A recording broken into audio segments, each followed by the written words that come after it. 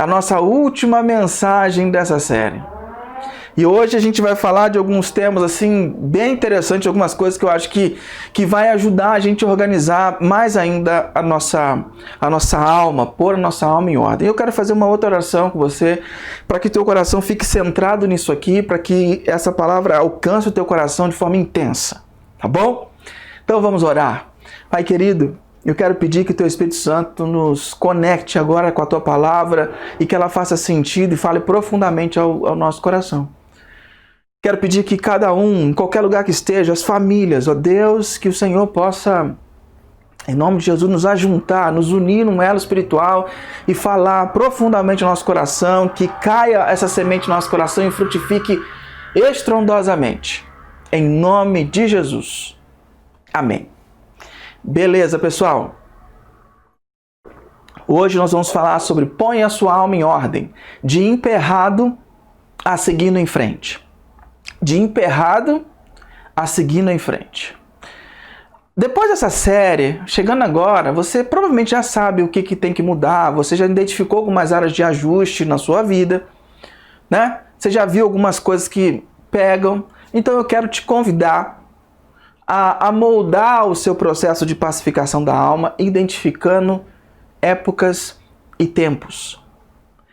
Identificando épocas e tempos. É muito importante para a gente entender que a vida não é um amontoado de dias no calendário aleatórios, ligados unicamente por datas ou por anos. Viver assim, um dia após o outro, num amontoado de dias aleatórios, facilita que a gente ignore o movimento de Deus na nossa vida. Identificar tempos e épocas na nossa vida aumenta a nossa aptidão para cooperar com Deus e reconhecer o seu agir. Isso é muito importante. E isso não é de agora, não é porque nosso tempo é conturbado. Isso é desde lá de trás, porque o rei Salomão, ele tentou apresentar esse caminho para nós no livro de Eclesiastes. E esse livro de Eclesiastes é um livro do Primeiro Testamento. Se você não conhece, não tem intimidade com as Escrituras, você pode baixar o aplicativo da Bíblia, ou você tem uma Bíblia em casa. Você vai lá no Primeiro Testamento, a primeira parte da Bíblia, folheia, ela vai folheando, você vai encontrar, ou então vai no índice mais prático, né? Você encontra o livro de Eclesiastes. O livro de Eclesiastes é um livro muito conturbado, é um livro muito conflituoso. Porque esse livro causa muito desconforto nas pessoas, porque ele foi escrito por uma pessoa que caminhou com Deus, se afastou de Deus e está tentando externar o pensamento de uma pessoa que se afasta de Deus, que encontrou alguns caminhos, mas na sua maioria foi caminho errado. E muitas pessoas, quando leem o livro de Eclesiastes, não entendem, porque acham que aquilo ali é o pensamento de Deus no livro inteiro. Não, ele é inspirado por Deus, mas é como um homem sem Deus pensa. Por isso que tem tantos conflitos e tantas aparentes controvérsias. É muito importante a gente perceber isso. Esse livro tem questionamentos profundos e o tema central desse livro de Eclesiastes é a palavra revel. Revel significa vaidade, mas não é vaidade aquela que você vai, quer estar bonita, quer estar de batom, com uma roupinha bonita. Não é essa vaidade, você querer ter um corpinho saradinho. Não é esse tipo de vaidade. A vaidade no sentido do Eclesiastes é a ausência de sentido. Que na tradução da Bíblia em inglês foi traduzida por sem sentido, meaningless. Então, todo o livro de Eclesiastes vai falar, o tema dele é que muitas coisas na vida são sem sentido. E ele vai tentar mostrar alguns antídotos e vai mostrar alguns lugares que ele bateu com a cara na parede. Em Eclesiastes capítulo 3 é um daqueles momentos que ele põe uma bola dentro, que ele conseguiu entender mais ou menos como é que a vida funciona. Ele não conseguiu reagir ao processo de como a vida funciona, mas ele entendeu um pouco como a vida funciona. Eclesiastes capítulo 3, versículo 1 diz assim: tudo neste mundo tem o seu tempo. Cada coisa tem a sua ocasião. Tudo neste mundo tem o seu tempo. Cada coisa tem a sua ocasião. Ou seja, Salomão está querendo dizer para nós, para mim e para você, que a vida não é uma caminhada unidimensional. Você vai numa linha reta, vai embora. Não, a vida, Salomão está dizendo que pelo que ele experimentou, a vida é um fluir de tempos. Que há tempo para cada coisa, há ocasiões para cada coisa.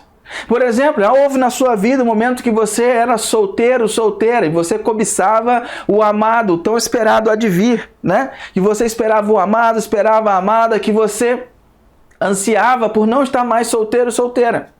Há algumas pessoas que estão vivendo o tempo de solteiro. No tempo de solteiro as prioridades são outras. Aí depois tem pessoas que estão nos ouvindo que já estão no tempo, que passaram do tempo de solteiro, estão no tempo, um tempo diferente, um tempo, tempo de faculdade, por exemplo. Tempo de faculdade você está solteiro, a maioria, né, está solteiro, mas você tem outras perspectivas. Alguns têm uma perspectiva muito torta, outros têm a perspectiva de querer estudar, de querer fazer um bom curso. Tem pessoas depois que passam por tempo de ter filhos bebê. Aquele tempo em que você não dorme direito, aquele tempo que tem uma alegria profunda, ao mesmo tempo uma dor imensa, porque quando chora você não sabe o que é. Já passou por isso aí ou não? Eu sei que você já passou por isso, né? Tem aquelas pessoas que têm filhos em fase pré-escolar. Aquela coisa complicada que as crianças já estão andando, mas não estão na escola, aprontam tudo, rabiscam parede, você quase não tem tempo de fazer o almoço, é aquela coisa de louco. Mas aí depois vem o tempo de ter filhos pré-adolescentes e adolescentes, onde as preocupações são outras. As preocupações não são mais dentro de casa, sim do que está na porta para fora, o que está conectado no seu telefone, o que está conectado no computador. Depois a gente passa para a época do ninho vazio, onde os filhos se casam. E eu sei que tem gente que está me vendo, que está me ouvindo e que está nessa época dos ninhos vazios, onde os filhos se casaram. E ficou de novo, como no começo da vida a dois, só os dois vivendo dentro de casa. A vida é um fluir de tempos, a gente vai experimentando esse tipo de tempo e a gente vai identificando. Você que já passou por essas fases, você vai conseguindo identificar as pessoas. Então, se você tem filho adolescente, quando a pessoa fala, eu tenho 2 filhos, um de 3, um de 5, você fala, eu já entendo a fase que ela está. Ela está vivendo aquela fase de preparação, aquela fase de teste, as crianças ficam testando, aquela fase de correria. Aí, se você tem filhos mais velhos, a pessoa fala, não, tenho filhos adolescentes, você sabe em que fase que ela está. Então você não precisa nem perguntar a idade da pessoa, mas você sabe a fase que ela vive. E por que é tão importante a gente entender as fases? O Bill Hybels tem uma frase que diz, não interessa qual é a sua idade, você já viveu várias épocas distintas e há muitas outras por vir. Se você é adolescente, pré-adolescente, jovem, adulto ou mais experiente, você viveu várias fases e ainda tem outras muitas por viver. Está se identificando aí comigo? O grande problema, quando a gente percebe tempos, é que tempos difíceis, eles podem vir em sucessão. Sabe quando aqueles problemas decidem dar as mãos e vir todos juntos? Eles vêm de turma. Não vem uma coisa só, vem junto, vem tudo junto. É problema com as crianças, é problema em casa, é as coisas que começam a quebrar dentro de casa, é o carro que começa a falhar, é o emprego que começa a perigar. Vem tudo junto, parece que eles dão a mão e vem tudo junto. E quando tempos difíceis vêm em sucessão, fica um negócio complicado. Então a melhor maneira de você avaliar a vida é pelo discernir de tempos. Porque se você mergulha sua cabeça naquele tempo difícil, você acha que sua vida é uma droga. Mas quando na verdade não é. Aquilo ali é um tempo, ele não tem poder para te destruir. Mas se você deixar, ele tem poder para roubar toda a tua alegria, para te tirar a visão e para te desvirtuar, te afastar, te desconectar de tudo. Os tempos que nós vivemos, a gente precisa entender, ele é um sub-enredo da narrativa da nossa história. Para você entender, é como se a nossa vida fosse uma série de vários capítulos. Dentro da série, você que assiste série, você sabe que às vezes a série tem um foco principal. Só que dentro dos episódios desenvolve um romance, desenvolve uma perseguição, uma caçada, que são sub-enredos, mas que não determinam o assunto principal da série ou do filme. Então, os tempos são sub-enredos da narrativa da nossa história. Isso a gente precisa entender. Um tempo não é uma vida inteira. Tudo sobre a Terra é temporário. Tudo que a gente passa sobre a Terra é temporário. E eu quero dizer para você hoje que está aí me ouvindo e me vendo, esse tempo que você está vivendo hoje é temporário. Vai passar. Esse tempo vai passar, porque para tudo na vida há uma ocasião, um tempo determinado. Isso vai passar. Mas pastor, eu estou vivendo um tempo bom, o melhor tempo da minha vida. Isso é praga? Não é praga, isso é constatação. Vai passar. Pastor, eu estou vivendo o pior tempo da minha vida. Vai passar. Fique tranquilo, porque isso vai passar. Pastor, eu estou vivendo um tempo de marasmo. Querido, vai passar. A vida é um fluir de tempos. É um fluir de tempos.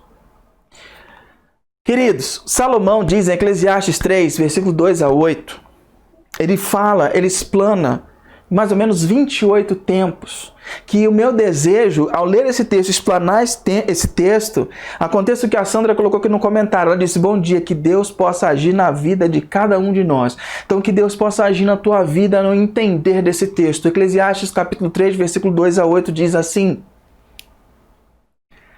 há tempo de nascer e tempo de morrer, tempo de plantar e tempo de colher, tempo de matar e tempo de curar, tempo de derrubar e tempo de construir, tempo de chorar e tempo de rir, tempo de se entristecer e tempo de dançar, tempo de espalhar pedras e tempo de ajuntá-las, tempo de abraçar e tempo de se afastar, tempo de procurar e tempo de deixar de buscar.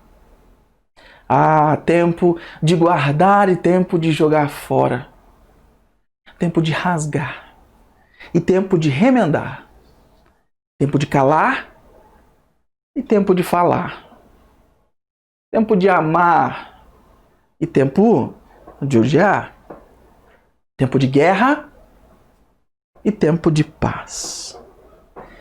Essa versão que eu li, a nova versão transformadora, traduz esse texto dessa seguinte maneira, e eu separei alguns tempos que eu achei relevante para a gente conversar. Eu não vou falar sobre todos os tempos, né? Mas eu vou falar sobre alguns desses tempos. E o primeiro tempo que eu gostaria que a gente pensasse aqui, que a gente entendesse, é tempo de chorar ou tempo de dançar. Queria falar com você sobre o tempo de chorar.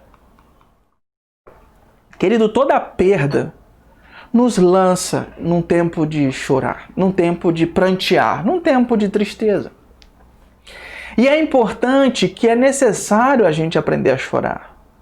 Não é só quando a gente perde um ente querido, mas qualquer perda de uma amizade profunda, perda de um emprego que era relevante para a sua vida, qualquer tipo de perda nos leva a esse momento de chorar.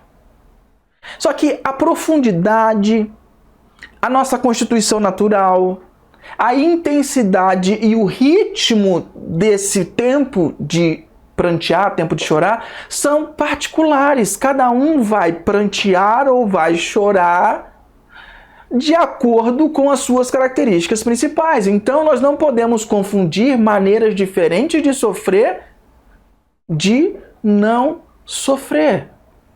Porque há tempo para o sofrimento na nossa vida. Agora preste atenção nessa frase que eu vou te dizer aqui. Se você atravessa um tempo de prantear, mas na verdade não se sente angustiado, o que ocorreu é que você emperrou, você travou. Permita-se sentir a perda, de modo que no tempo de Deus você consiga superar essa época de pranto. É necessário que a gente viva os lutos, os choros, as dores, é necessário que a gente sinta isso. Há algumas pessoas que têm uma educação, que foram instruídas pelos seus pais, que homem não chora, que a gente não deve abrir espaço para o choro, e isso não é verdade. A Bíblia está dizendo que há tempo para chorar. E se há tempo para chorar, há tempo de você se propor e se colocar de forma vulnerável. Mas muitas pessoas constroem uma vida em volta de uma armadura, ou dentro de uma armadura em que você é o super-homem, você é a Mulher Maravilha e nada te abala e você tem que se mostrar forte para todo mundo, porque se o dia em que você não for forte para todo mundo, a sua família desaba, as pessoas desabam, porque muitos esperam de você, porque você é sempre aquela pessoa que está firme e forte. Querido, a Bíblia diz para você hoje, há tempo de chorar. há tempo de você prantear. E se você está num tempo de choro e não está conseguindo se libertar, isso está te assolando, está te afundando cada vez mais, não há nada de errado em buscar ajuda profissional. Não há nada de errado em você buscar um profissional que te ajude a entender esse momento e a superar esse momento. Você precisa entender, todos nós precisamos entender que a perda é permanente, mas o tempo de choro não é.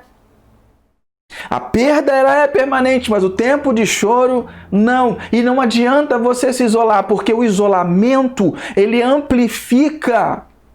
O isolamento, ele amplifica a nossa solidão. E se você se isolar, você nega a si mesmo a possibilidade de alguém ajudar a carregar o seu fardo e a sua dor. O isolamento só vai ampliar a sua perda. O sentimento de perda. Mas quando você não fica isolado, você dá espaço para Deus injetar um pouco de esperança nessa equação através de uma pessoa. Olha o que Provérbios capítulo 17, versículo 17 diz: o amigo ama sempre, na desgraça ele se torna um irmão. Para o amigo se tornar um irmão, precisa da desgraça.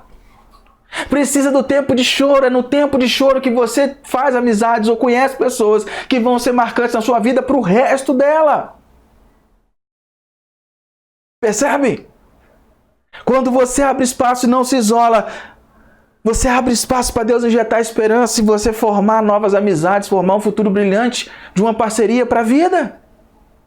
Mas o tempo que Salomão coloca não é só tempo de chorar, mas também há tempo de dançar. Tempo de dançar. Se você nunca ouviu falar num livro, quero deixar minha primeira dica cultural aqui hoje. Um livro do Henry Nouwen, anota aí, Henry Nouwen, chama Transforma Meu Pranto em Dança. Transforma o Meu Pranto em Dança. Procura esse livro, leia. Se você está no momento de dor e sofrimento, pega essa, vai te fazer muito bem. Mas há momentos em que você tem que celebrar. E eu vejo cada vez mais pessoas fazendo grandes conquistas. Pessoas tendo grandes conquistas na vida e não param para celebrar. E você, que já passou por uma grande conquista perto de mim, você já ouviu eu chamar sua atenção para que você possa celebrar, não já? Já falei para você sair para jantar, chamar agora não está podendo tanto, mas antes eu falava, chama meia dúzia de amigos, pega uns refrigerantes baratos, umas guaranitas da vida, uns salgadinhos engordativos e vá celebrar. Vá celebrar. A Fabi já está colocando que ama a dança. A Fabi, dança de salão agora mesmo. Então, a gente tem que aprender a celebrar. Pessoas têm conquistado coisas e não têm celebrado. E quando você não celebra, você não marca os tempos.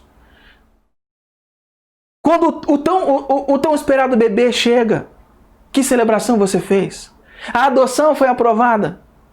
Momento de dançar. Passou no vestibular. Momento de dançar. Comprou uma casa.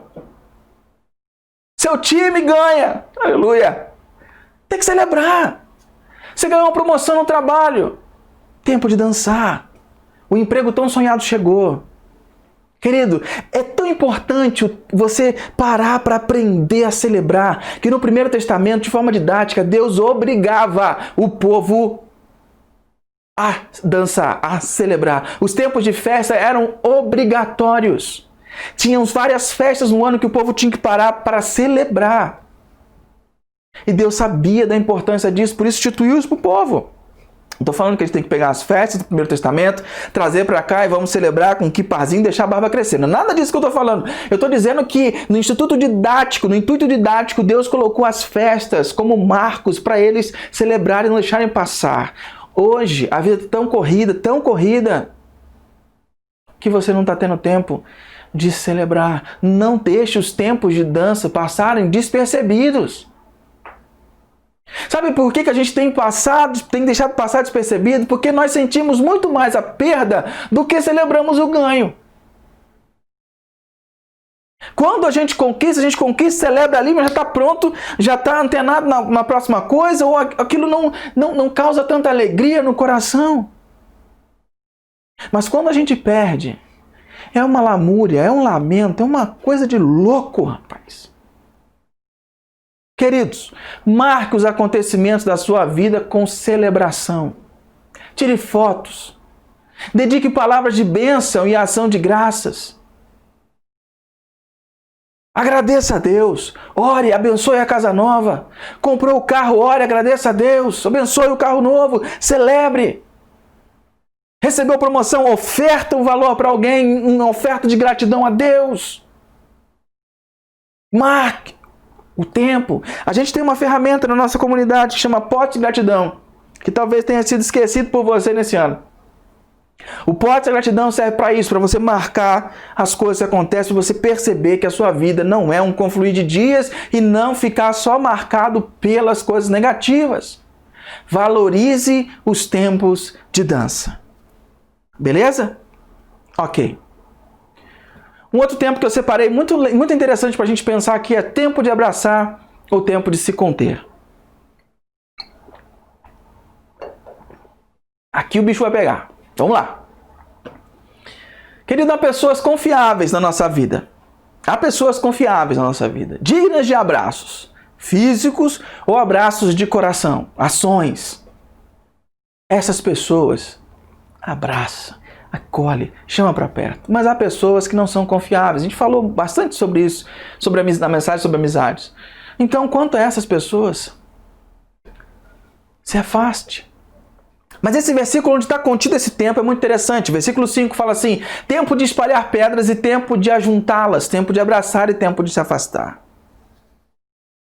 Acho muito importante a gente pensar sobre isso. Porque agora eu quero entrar num assunto bem delicado. Porque esse texto é bem interessante. Quando fala tempo de espalhar pedras e tempo de ajuntá-las, ele não está falando de pedras.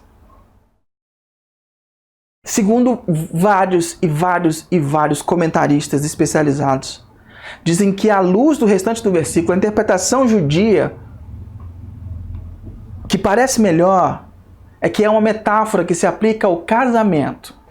Tanto que Eugene Peterson, na Bíblia a Mensagem, ele traduz esse versículo como tempo de fazer amor e tempo de se abster. Pegou? Tempo de fazer amor e tempo de se abster. Por isso, eu quero falar alguns conceitos, principalmente para os nossos adolescentes e jovens que estão aí conectados. Deixa eu falar uma coisa agora para vocês, e para você que talvez seja novo na fé, que ainda não entendeu, talvez seja útil para você também.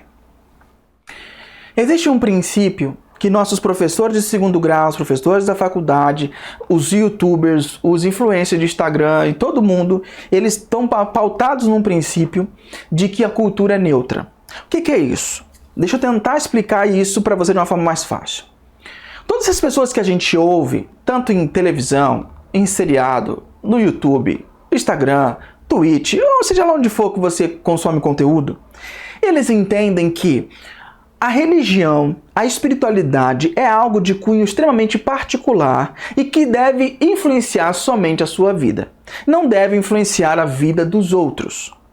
Então, portanto, a visão normativa, geral das pessoas, da cidade, da sociedade, da cultura, é que existe um modelo normal de se fazer as coisas e existe um modelo religioso de se fazer as coisas. Então, se você quer fugir, não ficar preso no modelo religioso da espiritualidade, você vem para o modelo normal, que todo mundo faz, que é o modelo da cultura. Então essas pessoas partem do pressuposto de que nós, que somos da cultura cristã, somos altamente influenciados por normativas reguladoras da religião, opressivas do passado, e que nos impede de viver uma vida de progresso, uma vida atual, nos tempos atuais. Por isso que os cristãos têm restrição à sexualidade, restrição ao casamento, restrição a um monte de coisa, porque eles são retrógrados. Mas a maneira cultural, a maneira cult, a maneira normal de ver as coisas, é a maneira comum da cultura. Porque a cultura é neutra e os cristãos são influenciados. Queridos, isso é a maior mentira que já implantaram e tentam propagar para mim e para você o tempo todo. Porque a cultura não é neutra. Quem faz a cultura normal com os valores diferentes do cristianismo? As pessoas. Mas que valores elas são influenciadas para, por exemplo, contrapor que o cristianismo preza pela castidade, que você deve guardar a sua vida sexual de maneira que Deus instruiu por um momento certo, uma relação duradoura de longo prazo chamada casamento. Mas a cultura diz, não, isso é coisa do passado. Você é livre para fazer do seu corpo o que você quiser. Então, você tem que viver livre. De onde veio esse pensamento? A cultura não é neutra, ela é influenciada por um consumismo, por um secularismo e por um ateísmo. Para a cultura não existe Deus, não existe princípio, e você precisa viver livre de tudo. Ou seja, esses princípios do secularismo, esses princípios, eles influenciam. Então você tem uma guerra de culturas. Aqui é influenciado pelo secularismo, pelo consumismo, e aqui é influenciado pelo cristianismo. Então, quando você tem que fazer uma escolha do seu modelo de vida, do que você vai fazer da sua vida, você não tem como ser neutro. Não sou influenciado por ninguém. Não existe isso. Ou você é influenciado pela espiritualidade, ou você é influenciado pelo modelo da cultura. E ambos querem influenciar e querem te levar para um lado. Não existe algo neutro. Não existe uma cosmovisão neutra, não influenciada por nada. Somos influenciados por tudo. E o que acontece? Quando esses valores batem de choque, esses valores que são milenares, que são instruídos por Deus, eles entram em choque com esses valores da cultura secular, que negam a existência de Deus, e aí esses valores ficam batendo de frente. Percebe? Então, quando você aprende aqui coisas normativas para a sua vida, pautado na Escritura, o que nós estamos te ensinando, adolescente, jovem, você que é novo na fé, nós estamos te ensinando a melhor maneira de se viver a vida. Por quê? Porque ninguém entende mais de um carro do que aquele que fabricou. Se você tem um carro na garantia, um carro Honda, você não vai levar ele na Fiat, você vai levar ele na Honda. Se você tem um carro Fiat, você vai levar ele na Fiat, você não vai levá-lo na Honda. Por quê? Porque ninguém entende mais daquele carro do que o seu próprio fabricante. Ninguém entende mais de gente do que quem o fabricou. Deus. Então, nós aqui estamos dando as instruções do fabricante para que você possa ter uma vida plena e boa, porque nós entendemos que o cristianismo é a maneira com que Jesus viveu a vida, é a melhor maneira de se vivermos a vida. Caso contrário, quando nós aderimos os padrões da cultura e nos achamos livres, porque eu sou livre, porque eu posso fazer o que quiser do meu corpo, porque eu posso fazer o que quiser da minha sexualidade, eu posso fazer o que quiser, você na verdade está sendo altamente controlado e influenciado por uma força contrária a Deus. É isso que está acontecendo. E aí eu quero te dar um exemplo prático. Quando você decide levar a sua vida da maneira em que você quer fazer, do jeito que você quer fazer, e não segundo a ótica do Criador, é como você pegar uma rosa fechada e começar a forçar para que ela se abra. Você começa a forçar a rosa para que ela comece a se abrir, para que ela se antecipe das coisas, para que ela comece a ficar do jeito que você esperava. E aí você força alguns tempos, coisas que você não está pronta para viver naquela hora, você começa a forçar. Você começa a forçar, por quê? Porque você é livre, porque é normal. Você começa a forçar para que a coisa possa acontecer. E o que acontece? Nessa forçação, nesse movimento, a rosa vai tomando um outro formato. Salomão diz em Cantares, se não me engano, 17:17, ele diz: não desperte o amor antes que ele acorde, ou não desperte o amor antes que ele esteja pronto. Mas o que você ouve de influência o tempo todo, meu jovem e meu adolescente, é que você é livre, você tem que fazer o que você quiser fazer. Mas Salomão está dizendo aqui, em Eclesiastes, há tempo de fazer amor. E há tempo de se abster. Há tempo de você descobrir a sexualidade. Há tempo de você esperar. Há tempo de você namorar. Há tempo de você esperar. Há tempo para todas as coisas. Existe um tempo normal. Porque quando você antecipa as coisas, elas saem do padrão original que deveriam estar. A cultura não é neutra. Deus preparou tudo de um modo certo para a gente viver a melhor fase da vida.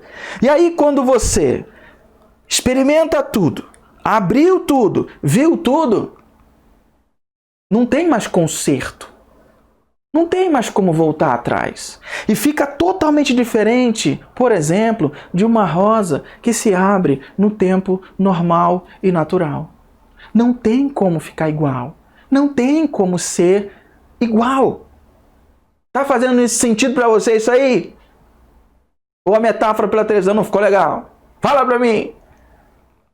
Uma rosa abre na sua plenitude, na sua perfeição, quando ela se abre no tempo certo. Quando a gente força as coisas, ela abre no tempo errado. Por isso há tempo para todas as coisas. Beleza? Fecha o parênteses para meus jovens e adolescentes. Espero ter conseguido explicar isso para você. Mas há mais tempos que Salomão coloca aqui. Tempo de guardar e tempo de jogar fora. Há pessoas que têm esse hábito, né, de todas as férias fazer uma limpeza na casa. E jogar um monte de coisa fora. Quando ele fala tempo de guardar e tempo de jogar fora, você tem que identificar, você está num tempo de guardar compromisso, de criar tempo para sua família, de guardar o seu tempo santo de devoção diária, de guardar a sua bússola moral alinhada, de você ter todas as suas posturas coerentes com aquilo que você acredita. Há tempo de guardar, há tempo de ver isso. Há tempo de... A Sandra já me deu feedback que eu fico feliz. Ela falou assim, sim, com certeza, faz todo sentido. Bom, pelo menos uma pessoa entendeu. Ok, fico feliz. Só que há tempo também de jogar fora. Talvez você esteja vivendo um tempo de jogar fora. Tempo de jogar fora compromissos que não combinam com seus valores. Tempo de jogar fora hábitos financeiros, de viver além do que você pode. Hábitos financeiros de não respeitar que o dinheiro não é só um objeto e sim uma entidade e você deve tratá-lo como Deus ensinou.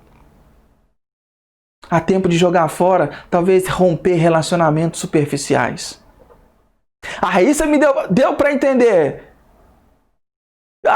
Ficou topzera a representação. Valeu, Raíssa, obrigado. Então, cara, a gente precisa entender que tempo você está vivendo hoje. Porque também há tempo de calar. E há tempo de falar. Tempo de calar e tempo de falar. O ritmo frenético da nossa cultura faz muito barulho na nossa cabeça, faz muito barulho em nós. Então, a gente não consegue conceber o silêncio como um aliado. Silêncio é desconfortável. Nós temos um barulho interno muito alto que dificulta ouvir a Deus. E nós acostumamos a viver com barulho. Muitas pessoas dormem melhor com a TV ligada do que com silêncio. Por que será? Por que será? Por que será? Porque está acostumado com barulho. E quando você faz isso, você está alimentando a sua vida nessa rotina frenética. O silêncio tornou-se sinônimo de desconforto. E aí a gente transporta isso para os diálogos que a gente tem um com o outro e para a nossa oração. Nos diálogos que a gente tem, parece que não pode haver silêncio. A gente tem que encher a sala de palavras. Porque se ficar um tempo em silêncio, já fica desconfortável, já fica um clima estranho. Só porque ninguém está dizendo nada. E não é o fato de ninguém estar dizendo nada que o silêncio ele não é bem-vindo. O silêncio tem que começar a ser bem-vindo na nossa vida. Há tempo de calar. Há tempo de fazer silêncio para ouvir Deus. Há tempo de fazer silêncio para fecha esse bocão. Para de falar mal dos outros. Para de criticar Deus e o mundo. Para de tentar mudar todas as coisas. Para de querer assumir o trabalho de Deus. Há tempo de calar. Mas também há tempo de falar. Em que tempo você está vivendo? O tempo de falar quer dizer que você não pode se eximir da responsabilidade. Você não pode ser covarde. Você tem que sair da sua zona de conforto e obedecer o sussurro de Deus quando Ele diz, vá e fale. Vá e fale. Às vezes tem pessoas perto de você precisando de ouvir uma palavra, precisando de ouvir o evangelho, precisando de ouvir uma repreensão, precisando ouvir... E você fala, não vou me meter não, briga de marido e mulher, ninguém mete a colher, eu não vou falar nada não, porque quem sou eu para falar alguma coisa? E Deus cutucando no teu ouvido. Larga de ser covarde.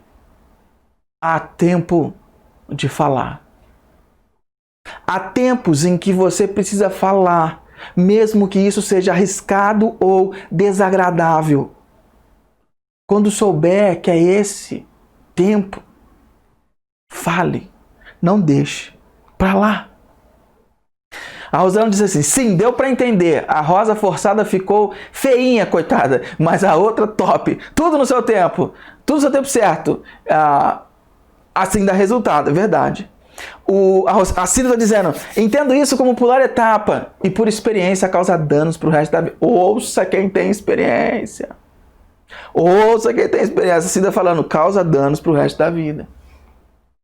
Isso é muito importante para a gente pensar. E você que é pai de adolescente, mãe de adolescente, no final dessa mensagem, para bater um papo com os adolescentes para conversar sobre se eles entenderam isso, como é que isso funciona na cabeça deles e explicar para eles isso. Até melhor do que eu expliquei, né? Queridos, identifique o seu tempo atual. Salomão relaciona 28 tempos, instantes de tempos que experimentaremos ao longo da vida. Alguns são fáceis de identificar, outros já nem tanto. Reconhecer o tempo que você está vivendo ajuda a pôr a sua alma em ordem, dando-lhe um alvo tangível no qual concentrar o seu crescimento, as suas energias e a sua direção. Deixa eu te fazer uma pergunta, queridos. O que Deus quer ensinar a você no tempo que você está vivendo hoje? O que Deus quer ensinar para você no tempo que você está vivendo hoje? Escuta isso, querido. Você não está passando pelo tempo atual por acaso. A mão de Deus está aí, a mão de Deus está aí. E com um propósito definido. Deus tem um propósito definido para esse tempo que você está vivendo. Nosso desafio é encontrar satisfação sustentável, investindo a nossa vida em coisas que importam para a eternidade. É muito natural que ao passar por períodos difíceis, é tentador nós querermos nos automedicar. E como nos automedicamos? Às vezes com comida, às vezes com álcool, às vezes com distrações, Netflix, Amazon Prime e assim por diante. Sobrecarga de trabalho, sexo demasiado. A gente quer se automedicar. Mas se você é um seguidor, uma seguidora de Jesus, tenha ciência disso, que Deus está trabalhando constantemente para apurar o seu caráter e torná-lo mais parecido com Jesus. Pode ter certeza disso. Deus sempre ensina boas lições nas épocas menos confortáveis. Não desperdice oportunidades vindas desse tempo. Naquela série que eu te falei semana passada, do The Playbook, uma das falas do Doc Rivers, o técnico de basquete, ele fala sobre fugir da pressão. Ele fala, a gente não deveria fugir da pressão, a gente deveria ir ao encontro da pressão. Porque se você está em uma situação de pressão, é porque você batalhou para chegar naquela posição. Eu acho isso uma analogia muito interessante para nós. Se você está indo para um tempo desconfortável, é porque Deus quer te ensinar alguma coisa. Então mergulha de cabeça para você aprender o mais rápido possível, porque de Deus só podemos esperar o melhor. Não desperdice oportunidades. Por exemplo, tem pessoas que estão vivendo um tempo de sucesso. Mas no tempo de sucesso a maioria se limita no máximo a agradecer a oportunidade, sem fazer nenhum questionamento. Tem gente que está fazendo tanto sucesso no momento atual, está num sucesso tão bom, que nem para perguntar: será que eu sou tão bom assim para fazer sucesso desse jeito? Será que eu sou tão bom assim para as coisas acontecerem tão redondinhas na minha vida? E talvez esse questionamento vai te mostrar que você não é bom, que você não é suficiente, mas que tem uma mão invisível, poderosa, agindo na tua vida, te chamando a atenção através do sucesso, para que você volte com humildade para Ele e reconheça que Ele é o dono do seu sucesso. Não desfrute apenas do seu sucesso. Permita que Ele te leve a outro patamar. Permita que o sucesso te leve a outro patamar. Tem pessoas que estão vivendo, por exemplo, um tempo de solidão, que é uma época desafiadora. A gente se sente desconectado e sem apoio. O momento de solidão é difícil. Mas talvez esse momento de solidão, esse tempo de solidão, seja um tempo em que Deus quer te ensinar a lição de que a amizade com Cristo é forte, é poderosa e que Ele está perto. E que Ele está perto de você. E talvez a lição que ele queira ensinar para você seja: levante-se e corra alguns riscos relacionais. Você não vai conseguir sair da solidão, fazer novos amigos, sem correr alguns riscos relacionais. Queridos, quero falar 2 personagens aqui para a gente caminhar para o fim, que talvez sirva de exemplo para nós. No Primeiro Testamento tem um livro, um dos livros mais antigos da Bíblia, chama-se Jó. O livro de Jó. Jó viveu um tempo de perda muito grande. Muito. Tempo de perda e sofrimento. Perdeu seus filhos, perdeu o seu dinheiro, perdeu a propriedade, perdeu colheita, perdeu tudo. Ainda ficou doente. Foi intenso. Só que em Jó, capítulo 13, versículo 15, ele diz: ainda que Deus me mate, Ele é a minha única esperança. Apresentarei a Ele a minha causa. Ainda que eu perca tudo, Deus é a única coisa que eu tenho. Ainda que Deus me mate, Ele é a minha única esperança. Apresentarei a Ele a minha causa. A confiança e não a esperança foi a última coisa a morrer em Jó. O pessoal fala que a esperança é a última que morre. A confiança. Porque posso perder tudo, mas eu ainda olharei para Ele. Paulo, o apóstolo Paulo, que a gente sempre tanto fala aqui, viveu uma época particular de dor e aflição e orou para que fosse removido o famoso espinho na carne. E ele orou 3 vezes, pediu a Deus que removesse essa fraqueza dele, que ninguém sabe o que é. E aí Deus disse para ele: a minha graça é tudo que você precisa. Meu poder opera melhor na fraqueza. Uau! Quando achar que o tempo que está passando é difícil demais, ouça esse sussurro dizendo para você: a minha graça é tudo que você precisa. Meu poder opera melhor na sua fraqueza. Nós aprendemos muito sobre as pessoas quando nós observamos essas pessoas em tempos de dor. O tempo de dor revela caráter das pessoas. O tempo de dor revela para onde elas estão buscando. Tem pessoas que em tempo de dor, que precisa de resposta, vai para tudo quanto é lugar. Vai para todos os lugares. Busca tudo. Faz uma salada na sua vida espiritual. Busca ajuda de tudo quanto é lugar. Aí a gente conhece o caráter. Da onde ela está pondo a confiança. Porque ela quer o resultado. Ela não quer um relacionamento. Esse é o problema. Nos tempos de dor, nós podemos ter acesso a uma força que não é nossa. Não se esquive dos tempos de dor. Se incline. Se incline nesse tempo. Abrace esse tempo. Uma outra coisa que eu quero deixar de dica para você, querido, é: reconheça quando um tempo está acabando. Reconheça quando é tempo, está acabando, ou chega. Relacionamentos doentios, relacionamentos abusivos, isso Deus nunca planejou isso para você. Reconheça que está acabando. Tem pessoas que têm incapacidade de deixar a boa festa. Pessoas que viveram na sua juventude altas festas, tempo de faculdade, altas festas, baladeiro, casam, têm filhos e continuam tentando manter essa parte viva. Festas, festas, festas, final de semana, festa. Acabou. Acabou. Deixa isso pra lá. Tem pessoas que se viciaram a dormir tomando remédio.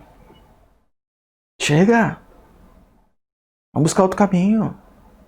Há pessoas que se aborreceram na igreja há muito tempo atrás. E hoje talvez esteja me vendo, me ouvindo. E fala: não, eu assisto de longe. Mas ir, frequentar, participar, doar, isso eu não faço.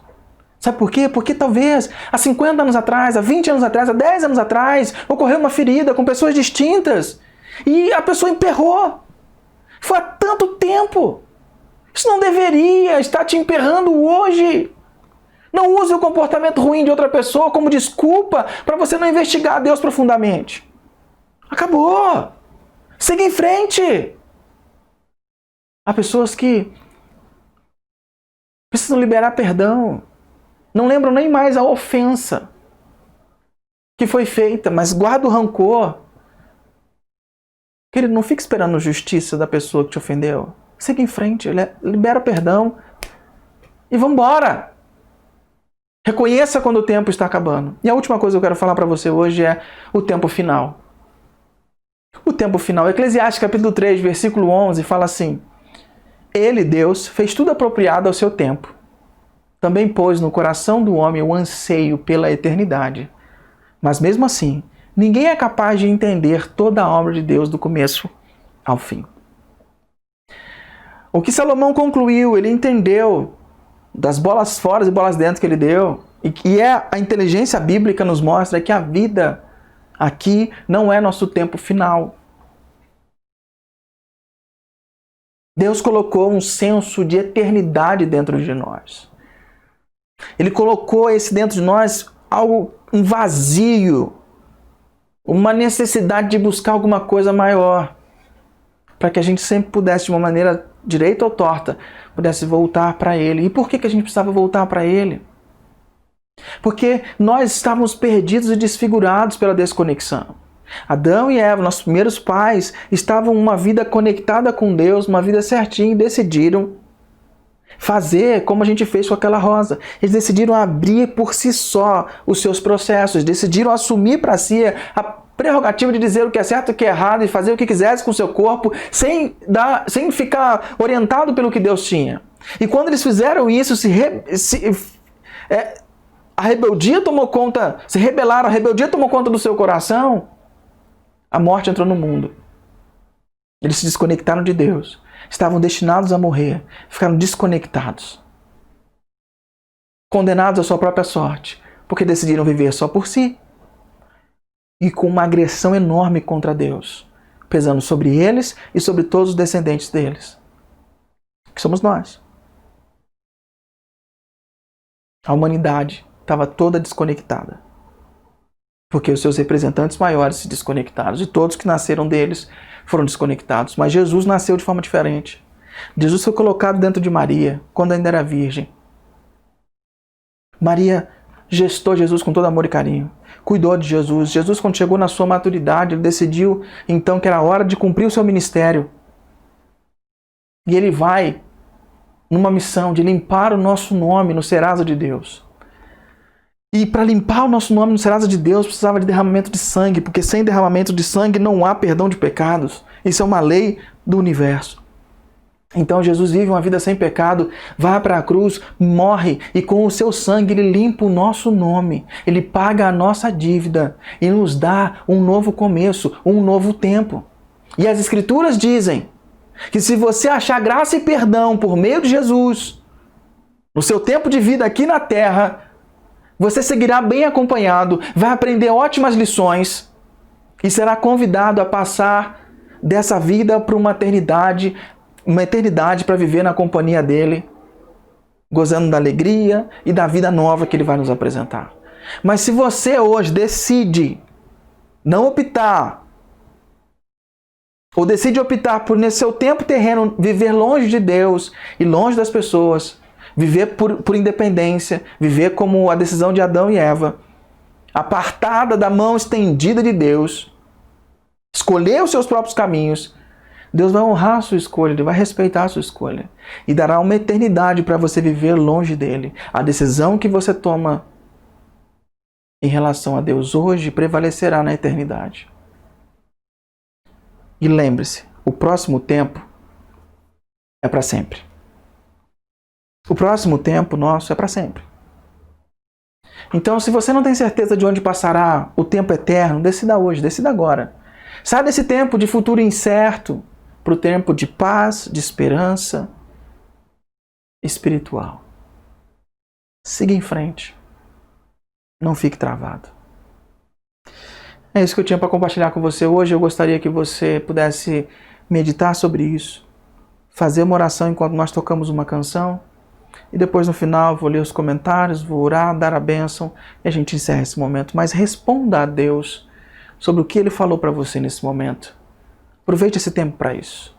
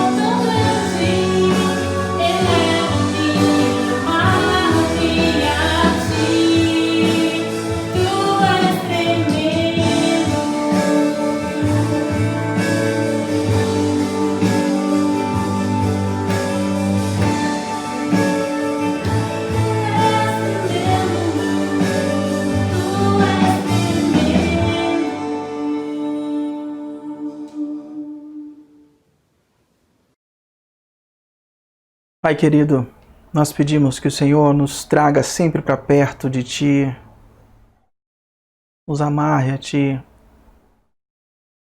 Ajuda a gente a discernir os nossos tempos, a viver cada etapa, a ter foco e superar as diversidades. Peço que o Senhor ouça a oração dos meus irmãos, minhas irmãs, que eles possam ser respondidos, ser acolhidos pelo Senhor. Ajuda a gente, Jesus, ajuda a gente a sermos pessoas diferentes. Sozinho nós não conseguimos, mas com a Tua ajuda sim. E para aqueles, ó Deus, que estão na tendência de querer tomar uma decisão, ou que tomaram uma decisão hoje, que o Senhor acolha nos braços, que o Senhor encaminhe, e que essa decisão seja uma decisão permanente, uma decisão constante. Porque viver contigo é a melhor maneira de se viver a vida. Obrigado por nos ensinar tanto e nos ajudar. Em nome de Cristo Jesus. Amém.